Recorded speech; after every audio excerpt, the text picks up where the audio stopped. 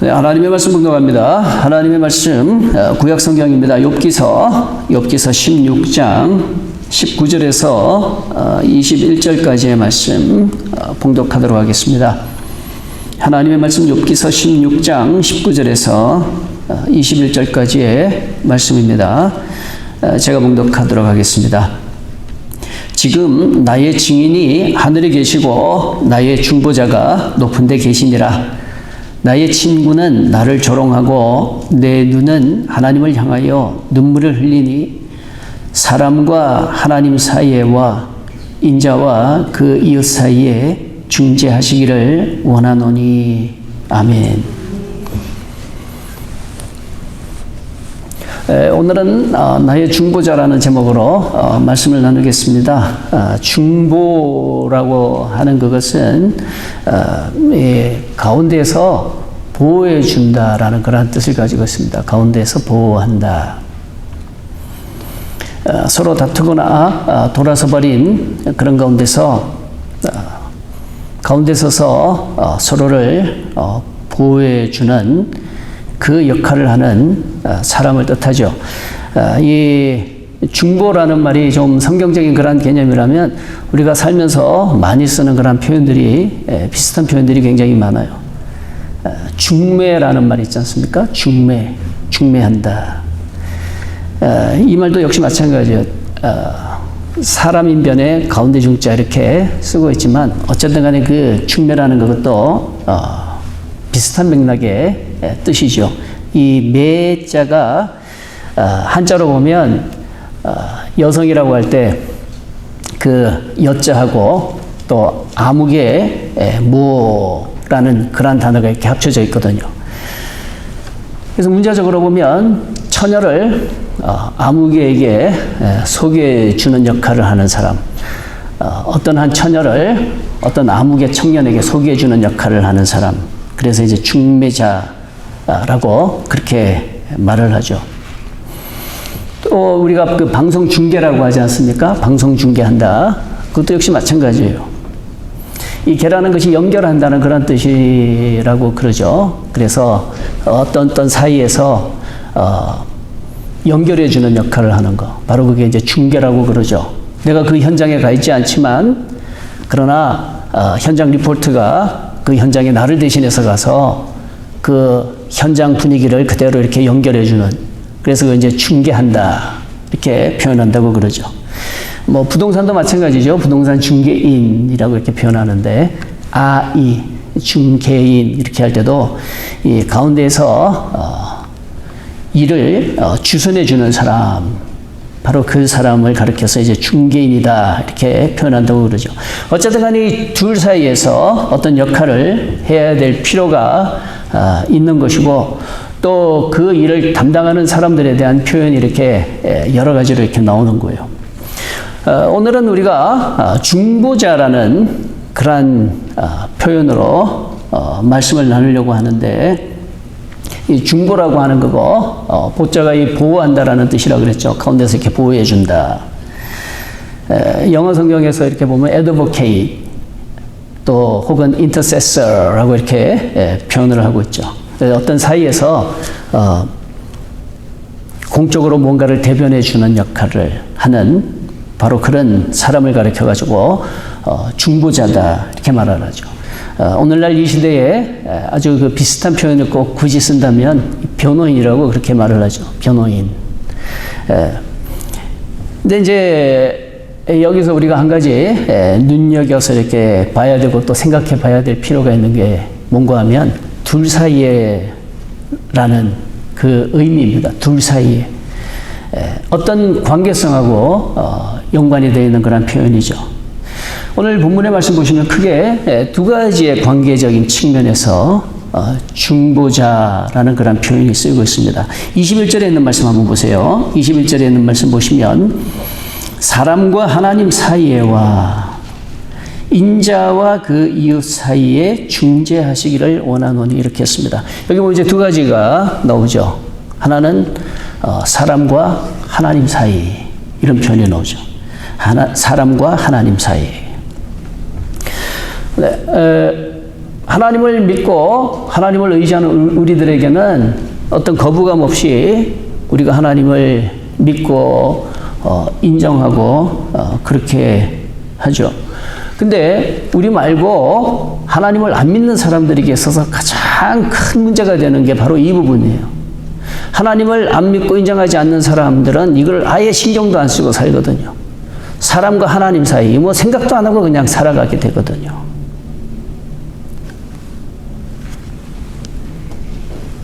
하나님을 인정하지 않고 믿지 않는 사람들에게는 사람과 하나님 사이라고 하는 그 부분은 아주 뭐 필요도 없는 그런, 생각할 필요도 없고 이야기할 필요도 없는 그런 부분이 되어버리기 때문에 어떤 연결고리가 완전히 없어져 버리는 것이죠. 그러나 우리 성도 여러분, 우리가 세상 사는 동안에는 사람과 하나님 사이라고 하는 그 관계성이 그렇게 중요하게 느껴지지 않을 수도 있어요. 그러나 한번 생각을 해보세요. 세상이라고 하는 이 세상에서 사는 시간이 과연 얼마나 되는가?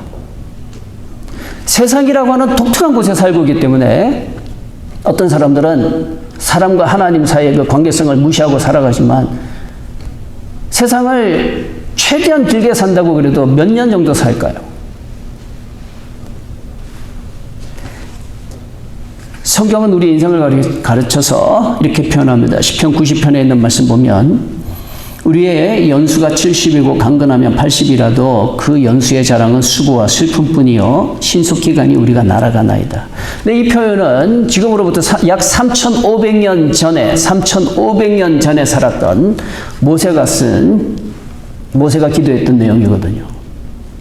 모세 시대에도 이렇게 보면 그 당시 사람들은 사람이 70년, 강건하면 80년 그렇게 살았던 것 같아요. 오늘 이 시대하고 비슷하죠? 별다를 게 없는 것 같아요. 요즘 평균 수명 늘었다고 그러지만 역시 강건하면 80대잖아요. 평균 수명이. 그렇게 보면 우리가 세상에 사는 기간은 얼마라는 거예요? 70 아니면 강건하면 80년 정도 세상에 산다는 거예요. 그때까지는 인정을 하든 안 하든 좌우지간 세상이라는 그곳에 살고 있기 때문에 그럼 오케이. 근데 우리가 생각해야 되는 것은 그 다음이에요. 그 다음엔 우리가 하나님을 알게 될 거라는 거예요.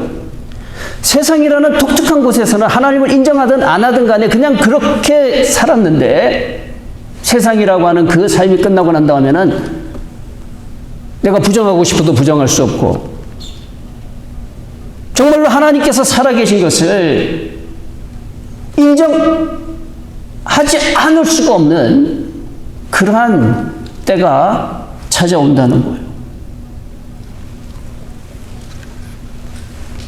사람이 죽고 나면 천국에 가든지 지옥에 가든지 둘 중 하나라고 그러잖아요. 목사님 어떻게 하세요? 죽어보셨어요? 천국에 가보셨어요? 네, 저도 모릅니다. 그래서 어떤 사람들은 신앙이라는 것은 어떤 도박과 같다 그렇게도 말을 합니다. 그러나 한 가지 분명한 것은 내가 내 자신을 돌아볼 때 우리가 사람이 사람을 돌아볼 때 사람은 뭐든지 다 알고 사는 존재가 아니더라라는 거예요. 누군가 가르쳐줘서 배워서 사는 것이 우리 인생이더라라는 거예요. 그래서 저도 배운 거예요. 어디서 배웠느냐?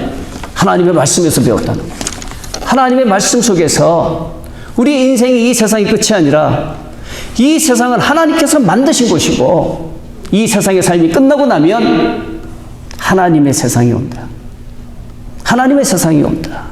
하는 그거를 우리들에게 분명하게 말씀하고 있고 저는 그거를 믿는다는 거예요.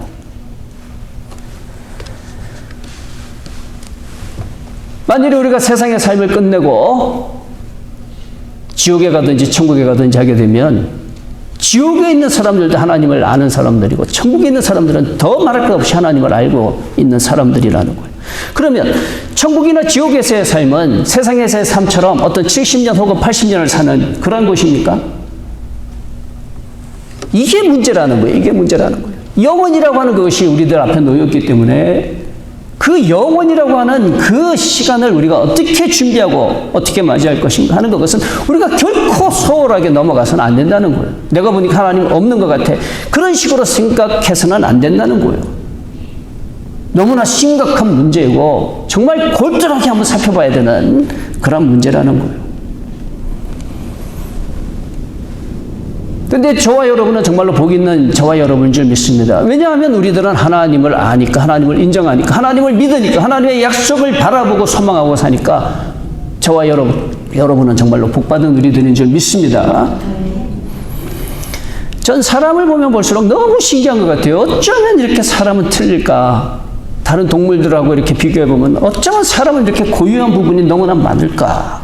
하는 거를 보고 참 재미있고 신기하고 그래요. 그래서 사람을 보면 볼수록 자꾸만 확실히 드는 게 뭔가 하면 이거 저절로 생긴 거 아니다. 하나님께서 만드신 거다. 특별히 우리 인생을 보면 더 그런 확신이 저한테는 드는 것 같아요. 이게 다 성령께서 하시는 역사겠죠. 그리고 때가 되면 그게 맞았다 하는 그거를 인정받는 날이 오게 되겠죠.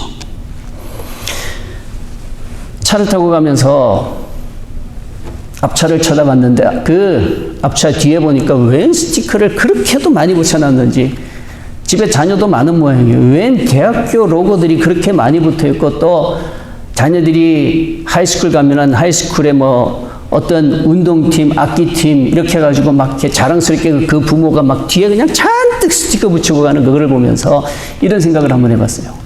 저 스티커는 저절로 붙은 것일까? 아니면 누군가 붙여서 저렇게 붙어 있는 것일까? 어떻게 생각하세요? 그 많은 스티커 중에 단 한 장이라도 저절로 나도 모르는 사이에 그냥 자고 나니까 저절로 붙어 있더라. 그런 스티커라도 한 장이라도 있을까요? 누군가 붙였기 때문에 있는 것이죠. 그런 거 보면서 많은 것들을 느끼게 돼요. 사람들이 함부로 이렇게 저렇게 추측을 하지만 살아보니까 그런 게 아니더라는 거예요. 살아보니까 누군가 하지 않고서는 되는 게 아무것도 없더라라는 거예요. 어느 날 자고 일어났더니 집이 그냥 깨끗하게 청소가 돼 있어요. 어느 날 자고 일어나 봤더니 완전 집이 그냥 새 집으로 바뀌어 있어요. 아무것도 없던 옆에 그냥 큰 대궐 같은 집이 그냥 하나 저절로 그냥 턱 생겨 있어요. 그런 게 아니죠. 누군가 지은 것이고 누군가 청소한 것이죠. 세상은 계속해서 우리들에게 그거를 가르쳐주고 있는 거 아니에요. 어떤 분이 양계장을 하는데 닭을 키우는데 닭을 키우다 보니까 어느 순간인가 닭이 새끼를 낳는데 이 닭이 닭을 낳는 게 아니라 닭이 돼지를 낳더라. 뭐 그런 거 보셨어요? 닭을 키운 사람은 계속해서 닭을 생산해내는 것이고 오리를 키운 사람은 오리를 생산해내는 것이고 그런 거 보면은 뭔가를 느끼려고 그러면 뭔가를 인정하려고 그러면 얼마든지 인정할 수 있는 거 아니에요? 고장나면 고장났지 저절로 고쳐졌거나 저절로 만들어지는 건 아무것도 없더라고요, 세상에. 그런 거 보면 우리 인생도 마찬가지라고 저는 믿어요. 하나님께서 말씀하신 대로 하나님께서 우리 사람을 지으셨기 때문에 우리 사람은 이렇게 고유하고 이렇게 유일하게 이 세상이라는 곳에 존재하고 있는 게 분명한 것 같아요. 이렇게 지으신 하나님이 분명하게 느껴지는데 어떻게 사람과 하나님 사이를 소홀히 하면서 그렇게 살아갈 수가 있겠어요? 세상이라고 하는 이것도 이처럼 변화무쌍한데 요즘 이 시대를 보세요. 이런 시대를 보면 참 놀랍지 않습니까? 2000년 그러니까 벌써 20년이 지나갔더라고요. Y2K 그리고 뭐 떠들썩 했었는데 벌써 20년이 지나갔어요. 근데 20년 전에 이렇게 다 이렇게 생각을 해보니까 세상이 참 많이 변했더라고요.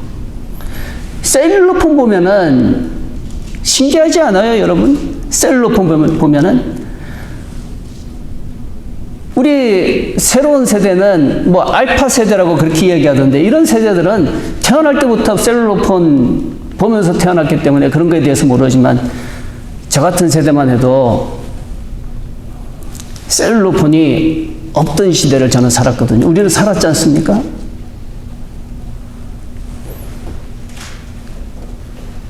유선전화 처음 들어왔을 때 유선전화 통해 가지고 전화할 때만 해도 얼마나 신기해하고 그랬었어요. 바로 제 세대의 텔레비전이라고 하는 TV라고 하는 것도 제 세대에 들어온 그런 물건이거든요. 그때도 어떤 박스 안에 사람이 나타나서 막 움직이는 거 보면서 TV 뒤로 가서 정말로 사람이 있나 없나 하고 이렇게 쳐다보기도 하고 그랬던 세대가 바로 제 세대라는 거예요. 그런 시대에 사람이 미국에 살고 한국에 사는데 그냥 요만한 네모난 거 그거 하나 들고 이렇게 꼭꼭 누르면 어디서든지 서로 간에 이야기할 수 있고 서로 간에 얼굴 볼 수 있다고. 시계바늘을 한 30년, 40년 정도만 뒤로 돌려가지고 간다면 그런 얘기하면은 그때 그 사람들은 뭐라고 그러겠어요? 이 사람 도대체 뭔 얘기하나 그랬을 거예요. 우리 사람이 만들어 놓은 시대도 이렇게 다르고 이렇게 놀랍잖아요. 사람도 이런 시대를 만들어내는데 전능하신 하나님의 약속은 우리 사람의 생각 이상인 줄 믿습니다. 우리 사람의 추측 이상인 줄 믿습니다. 이런 세상이 올 줄이야 누가 알았겠어요? 하나님의 세상도 마찬가지예요. 하나님의 세상도 이런 세상이 올 줄이야 누가 알았을까 싶겠지만 언젠가 찾아온다는 거예요.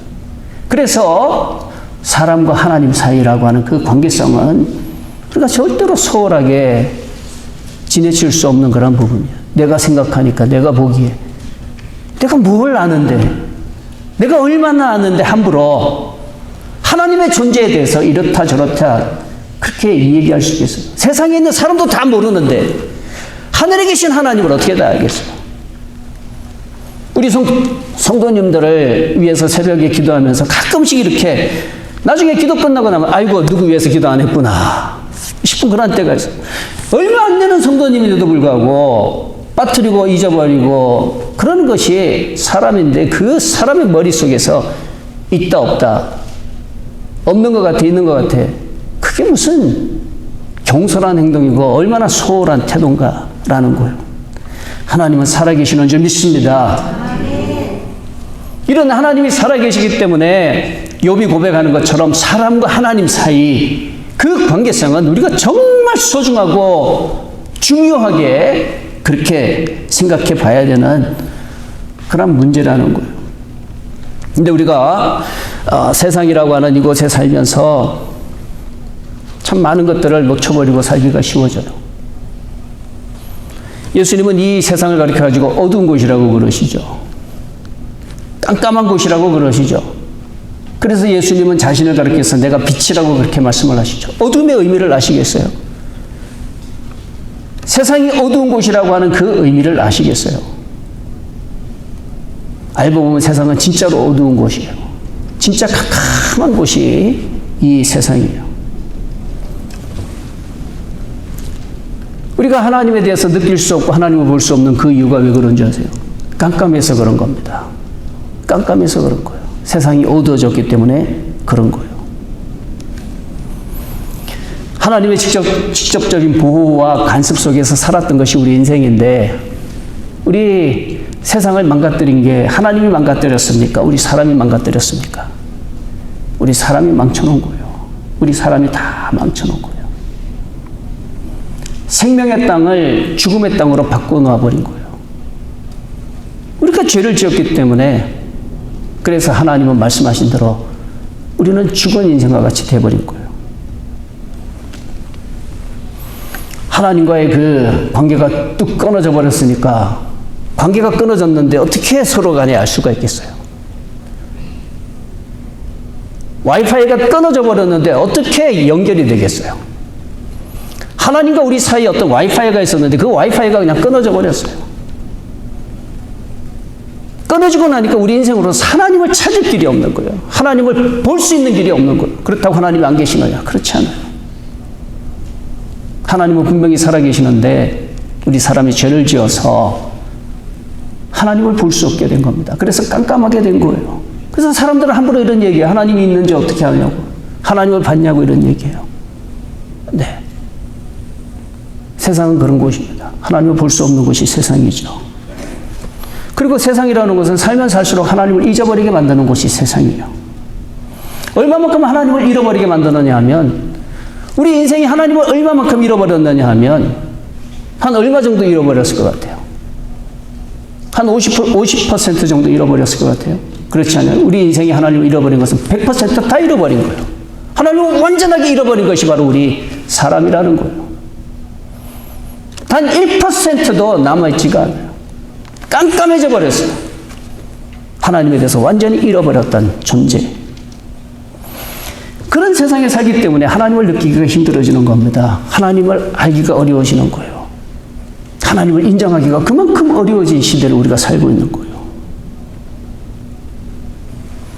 그러나 다행인 것은 그래도 하나님이 우리들에게 먼저 찾아오셨잖아요. 우리가 하나님을 발견한 것이 아니라 하나님이 우리를 찾아주셨잖아요. 그래서 우리들에게 있는 믿음 하나 가지고 우리들은 하나님을 알게 되는 거예요. 세상에 사는 동안에는 나중에 천국 가면 믿음 같은 거 다 필요 없어요. 그때는. 왜냐하면 사실 그대로 다 드러나게 될 것이니까 그런 곳에서 무슨 믿음 같은 게 필요하겠어요. 믿음, 소망, 사랑 셋 중에 제일은 사랑이라고 그러는데 왜 그런 거 아세요? 하나님 나라 가면은 믿음 필요 없어요. 왜냐하면 그때는 다 아니까. 새삼스럽게 믿으라 할 필요가 없어요. 저절로 믿게 되는 곳이니까. 소망 다 필요 없어요. 왜? 소망이 이루어진 곳이니까. 단 하나 남는 것은 사랑 하나 남는다. 그래서 사랑이 제일이라. 이렇게 말씀하는 거예요.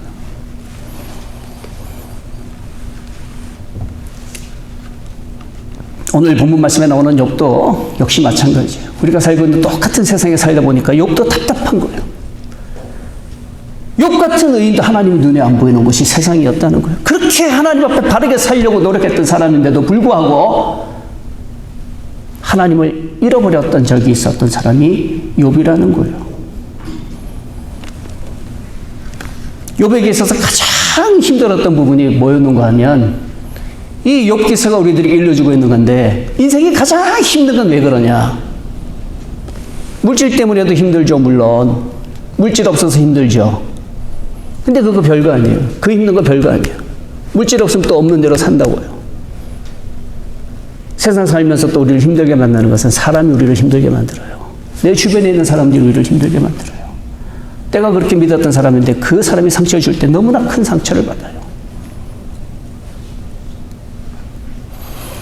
근데 욥에게 있어서 진짜 힘들었던 부분이 뭔지 아세요?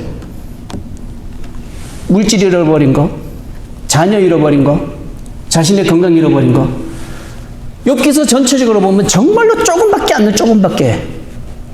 욥이 가장 힘들어하고 외로워했던 부분이 뭔가 하면 그렇게 하나님을 찾아도 하나님이 안 보이는 그게 욥을 그렇게 힘들게 만들더라라는 거예요. 하나님을 잃어버린 인생이 왜 이렇게 힘드냐 하는 그거를 보여주고 있는 것이 욥기서라는 거죠. 욥기서 23장에 있는 말씀 보면 욥이 이런 고백합니다. 그런데 내가 앞으로 가도 그가 아니 계시고 뒤로 가도 보이지 아니하며 그가 왼쪽에서 일하시나 내가 만날 수 없고 그가 오른쪽으로 돌이키시나 배울 수 없구나. 욥의 힘듦을 지금 얘기하는 거예요. 왜 이렇게 힘들어하느냐 하면 그렇게도 의지하고 사랑하는 하나님인데 그 하나님이 안 보이는 거예요. 그 하나님이 느껴지지 않는 거예요. 그곳이 어딘가 하면 욥이 살았던 세상이고 또 우리가 살고 있는 지금 이 세상이라는 거예요. 그래서 인생에게 있어서 가장 힘들 때는 언젠가 하면 하나님이 안 계신 것처럼 느껴질 때 그때가 인생을 가장 외롭게 만들고 가장 힘들게 만든다는 거예요. 근데 믿음이 있어서 하나님이 느껴지고 하나님의 임재가 나의 삶에 너무나 생생하게 느껴지기 시작하면 그때부터 세상은 살만한 세상이 되는 거예요. 소망이 넘치는 삶이 되는 거예요. 희망이 넘치는 삶이 되는 거예요. 기쁨이 넘치는 삶이 되는 거예요. 왜? 하나님을 만나고 하나님과 함께하는 삶이 되기 때문에 그런 거예요. 그래서 우리 성도 여러분 꼭 기억하세요. 우리를 힘들게 만드는 많은 것들이 있지만 돈 때문에 힘드십니까? 건강 잃어버린 것 치면은 덜 아픈 거예요. 그래도 건강이라도 남아있으면, 젊음이라도 남아있으면 돈은 아무것도 아니라고요. 근데 그런 가정에 만일에 하나님의 역사가 막 나타난다면, 하나님의 살아계심이 나타난다면 걱정할 게 뭐가 있겠어요? 그러나 세상이라는 곳은 그런 곳이 아니라, 세상은 어떤 곳이라고요? 하나님을 잃어버린 곳이라고요. 하나님이 우리를 버린 곳이 아니라 우리가 하나님을 버렸다는 거예요. 하나님을 버리니까 세상이 이렇게 돼버렸다는 거죠. 우리 성도님들을 대하면서도 목회자로서 가슴 아픈 게 뭔가 하면 만일에 정말 하나님이 살아계신 것이 내 바로 옆에 막 느껴져서 내가 하나님 앞에 기도하면 막 하나님께서 나를 도와주시면 얼마나 좋을까 하는 그러한 꿈을 꿔요. 그러나 세상이라는 것은 그런 곳이 아니잖아요. 아무리 기도해도 하나님의 응답은 나타나지 않고, 만일에 예수님께서 정말 이 시대에 살아계신다면 우리 성도님들 어떤 문제 있을 때 찾아가가지고 나하고 어디 좀 가자고 그래가지고 예수님 찾아서 가서 예수님 만나면 문제가 척척 해결이 될 수 있다면 얼마나 좋겠어요. 그러나 이 시대는 그런 시대가 아니잖아요. 제가 아는 친구 목사님이 하도 목회하면서 답답하고 그래가지고 40일 금식 기도하겠다고 40일 금식 기도를 했대요. 금식 기도를 다 끝낸 30일이 지났는데도 아무런 하나님의 응답이 없어요. 조금만 더 있으면 하나님께서 무슨 응답해 주시겠지. 그러니까 35일을 금식 기도를 했는데 아무런 응답이 없어요. 39일째가 돼도 아무런 응답이 없어요. 40일이 됐는데도 아무런 변화가 없어요. 40일 기도 다 끝나고 너무나 힘들고 너무나 지쳐있을 그때 그 마음속에 탁 찾아온 성령의 음성이 있었다고 그래요. 그게 뭔지 아세요? 니까짓 게 뭔데? 니까짓 게 뭔데? 알고 보니까 자기 아무것도 아니더래요. 40일 정도 금식하면 막 하늘에 계신 하나님께서 감동할 줄 알았대요. 어마어마한 선물을 주실 줄 알았대요. 그러나 그게 다 자기 교만이더라는 거예요. 내가 뭔데? 내가 뭔데? 내가 40일 굶는다고 하나님께서 눈이라도 끔찍하실 것 같냐고. 내가 뭔데? 내가 뭔데? 그 속에서 깨어졌다는 거예요. 40일을 금식하고 하나님께 받은 응답이 뭔가 하면은 니까짓 게 뭔데? 그게 우리 인생의 모습이더라는 거예요. 네가 그렇게 40일 금식한다고 하늘이 감동할 것 같으냐고. 네가 너를 위해서 금식하는 거지 네가 하나님을 위해서 과연 금식하는 거냐고. 바로 그런 곳에 사는 것이 우리들이라는, 하나님을 잃어버린 곳. 바로 그 속에서 힘들어하는 것이 우리라는 거예요. 그런 가운데 욥은 고백하는 거예요. 사람과 하나님 사이를 그렇게 이야기하면서 부르짖고 있는 거예요. 하나님과 사람 사이에 중보자가 계시면 좋겠다. 하나님과 사람 사이에 중보자가 계시면 좋겠다 하고 욥은 그렇게 외치고 있는 거예요. 중보자의 필요성에 대해서 우리들에게 보여주고 있는 말씀이 욥기서인 겁니다. 그런데 우리들은 정말로 이 복된 시대에 태어난 거예요. 왜냐하면 우리들에게는 누가 있습니까? 확실한 중보자가 계시잖아요. 하나님과 우리 사이를 대변해 주실 수 있는 분이 계시잖아요. 우리 사이에 중재해 주실 분이 계시잖아요. 누구입니까? 예수 그리스도이신 거예요. 예수 그리스도. 히브리서 9장에 있는 말씀 보면 하물며 영원하신 성령으로 말미암아 흠없는 자기를 하나님께 드린 그리스도의 피가 어찌 너희 양심을 죽은 행실에서 깨끗하게 하고 살아계신 하나님을 섬기지 못하게 하겠느냐. 이로 말미암아 그는 새 언약의 중보자시니 이는 첫 언약 때에 범한 죄에서 속량하려고 죽으사 부르심을 입은 자로 하여금 영원한 기업의 약속을 얻게 하려 하심이라. 우리들에게 세상에 영혼이라는 표현이 우리들에게 다가온다는 거예요. 한순간을 살 수밖에 없는 우리들에게 영혼이라고 하는 표현이 웬 말이에요? 우리가 감히 영혼이라고 하는 그 표현을 할 수 있는 이유가 어디에 있느냐 하면 중보자 때문에 그렇다는 거예요. 하나님과 우리 사이의 중보자 예수 그리스도 때문에 그렇다는 거죠. 욥이 그토록 소원하고 소원했던 하나님과 사람 사이의 중보자를 저와 여러분은 모시고 사는 줄 믿습니다. 그 예수를 믿고 그 예수를 힘입어 사는 그것이 우리들에게 기쁨이 되고 감사의 제목이 될 수 있게 되기를 주님의 이름으로 간절히 축원을 드립니다. 두 번째로 우리가 기억을 해야 되는 것은 사람과 사람 사이의 그 관계에 관한 겁니다. 오늘 21절에 있는 말씀 다시 한번 보시면 사람과 하나님 사이에와 인자와 그 이웃 사이에 중재하시기를 원하노니 라고 했습니다. 여기 보면 인자와 그 이웃 사이에 중재라는 그런 표현이 나오죠. 제가 이 부분을 보면서 욥기서를 통해서 새로운 것을 배우게 돼요. 야, 예수 그리스도의 중보는 단순히 하나님과 우리 사이의 중보만이 아니라 나와 내 이웃의 형제 사이에도 예수 그리스도로 말미암아 중보가 이루어지는구나. 이거를 다시금 이렇게 느끼게 되는 거예요. 그러면 사람과 사람 사이의 중보를 이야기한다면 그 전제가 하나 있죠. 사람과 사람 사이에도 문제가 있다라는 거예요. 우리가 인정하지 않든 인정하든 간에 사람과 사람 사이에도 분명히 문제가 있는 곳이 어딘가 하면 우리가 살고 있는 이 세상이라는 거예요. 사람이 그렇잖아요. 좋을 때 좋은 거지. 언제 어떻게 될지 모르는 게 우리 사람 아니에요. 사실 알고 보면 그런 거 아니에요. 목사님, 저는 누가 있는데 둘도 없는 친구라서 뭐 관계성 같은 거는 걱정 안 해도 돼요. 네, 지금까지는 그럴 수 있죠. 근데 우리가 살고 있는 이 세상이라는 것은 하나님과 사람 사이의 관계성도 깨져버린 곳이 세상이지만 사람과 사람 사이의 관계성도 깨져버린 곳이 어딘가 하면 세상이라는 것을 우리가 꼭 알아야 됩니다.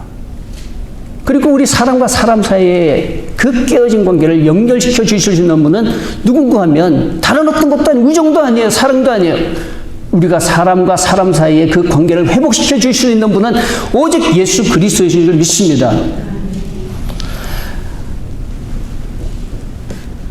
아담과 하와를 보세요. 아담과 하와를 보면 아담이 하와를 보면서 이는 내 뼈 중에 뼈요 내 살 중에 살이라고 그렇게 표현하잖아요. 이는 내 살 중에 살이고 내 뼈 중에 뼈다. 나라는 거예요. 뗄래야 뗄 수 없다는 거예요. 내 뼈고 내 살인데. 근데 그 관계성이 변하잖아요. 죄를 짓고 난 다음에 내 뼈 중에 뼈였고 내 살 중에 살이었던 그 여인이 어떻게 변하나요? 하나님이 내게 주신 여자 그 이렇게 표현이 변해버리잖아요. 하나님이 내게 주신 여자 그가 The woman whom you gave to be with me 나하고 함께 있으라고 준 하나님 당신이 준 여자 그가 완전히 남이 되어버렸잖아요. 바로 그곳이 세상이라는 거예요. 잔인한 곳이 세상이죠. 좋을 때 좋은 거지. 우리 성도분들하고도 좋을 때 좋은 거지.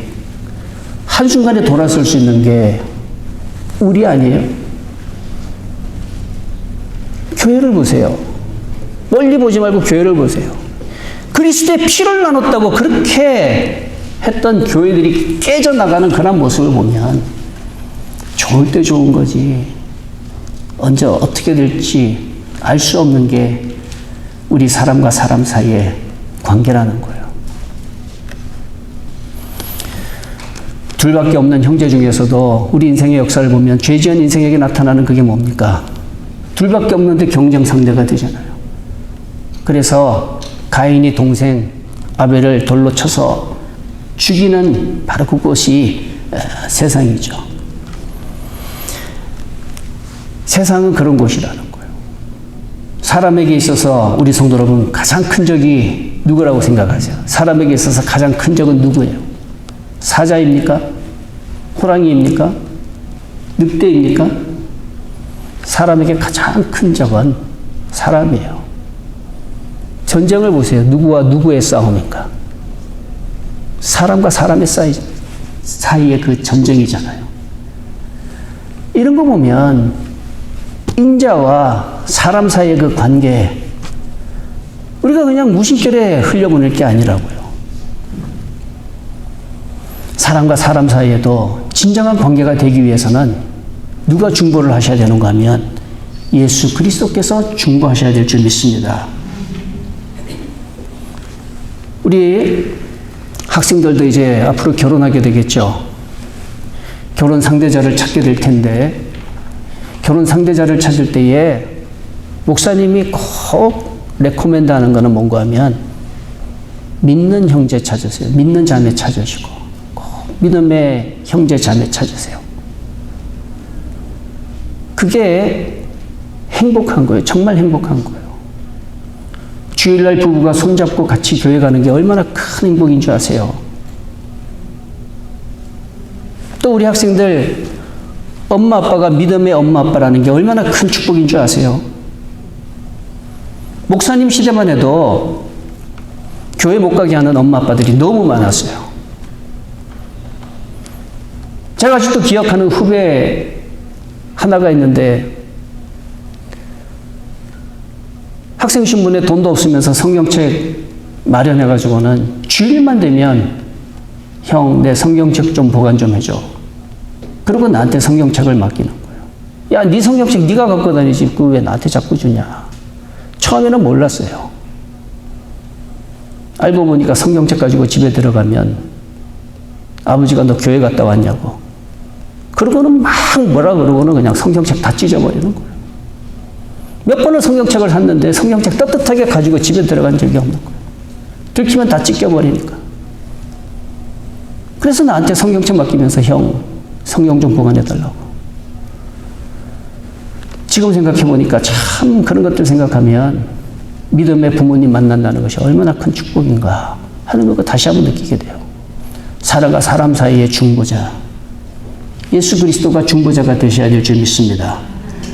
저와 여러분 사이에도 예수 그리스도께서 중보자가 되시기를 주님의 이름으로 간절히 축원을 드립니다. 내가 여러분하고 가까운 이유가 뭔가 하면 바로 예수께서 계시기 때문에, 그래서 가까운 사이라면 그 누구도 뗄 수 없는 관계가 될 줄 믿습니다. 그러나 어떤 이권이, 예수님이 아니라 어떤 이권이, 어떤 다른 것이 그 사이에 끼어 있다면 언제 금이 가도 반드시 금이 가게 될 거니까 순수하게 예수 그리스도로 말미암아서 하나 되어가는 우리가 될 수 있게 되기를 주님의 이름으로 축원을 드립니다. 집에 가셨어도 남편이 좋은 이유가 돈 많이 벌어와서 남편이 좋은 것이 아니라 함께 신앙생활을 할 수 있다는 그것이 기쁨이 될 수 있게 되기를 바랍니다. 자녀가 공부 잘하고 실력이 좋아서 자녀가 사랑스러운 것이 아니라 내가 믿는 그 하나님을 내 자녀가 믿고 받아들이고 함께 교육하고 함께 기뻐하는 그 자체가 우리의 기쁨이 될 수 있게 되기를 주님의 이름으로 축원을 드립니다. 하나님과 사람 사이에서도 예수 그리스도가 중보가 되셔야 되고, 우리 사람과 사람 사이에서도 예수 그리스도께서 중보가 되셔야 된다는 거예요. 욥의 친구들이 얼마나 좋은 친구였을까요? 정말로 한때는 줄도 없는 친구였을 겁니다. 그러나 욥을 가장 마음 아프게 했던 대상이 누구였어요? 욥의 친구들이었어요. 근데 욥기 42장의 말씀을 보면 하나님께서 그 사이에 중재하시잖아요. 그 친구들에게 니들보다 욥이 훨씬 더 나았다고, 욥에게 가서 용서 구하라고, 그리고 욥에게 축복을 받으라고. 그랬을 때 그 친구들이 욥에게 찾아가서 용서를 빌고 욥에게 축복을 받고 그렇게 되죠. 그 관계는 진짜 아름다운, 진짜 친구의 관계가 되는 거예요. 왜 그렇습니까? 중보자가 계시기 때문에 그래요. 우리 이 말씀 잘 기억하면서 우리가 고백하는 그 고백이 있잖아요. 지금은 지지고 싸우고 복구하는 그런 세상에 살고 있어서 교회에서도 싸우고 난리가 나고 그러지만 우리는 고백하잖아요. 성령을 믿사오며 거룩한 교회와, 그리고 그 다음 고백이 뭐예요? 성도가 서로 교통하는 것과, 이거를 믿는다고 우리 고백하잖아요. 때가 되면 저와 여러분의 이 세상에서의 관계 이상으로 예수 그리스도 안에서 더욱더 뜨겁고 더욱더 돈독한 그런 하나님의 자녀로서의 관계로 거듭나게 될 줄 믿습니다. 바로 이런 사실 속에서 다시 한번 이번 주간에 또 관계성에 대해서 잘 생각하셔서 하나님과 나 사이에, 그리고 나와 옆에 있는 사람 사이에 항상 중보자로 예수 그리스도께서 계시기를 주님의 이름으로 간절히 축원을 드립니다. 기도하시겠습니다.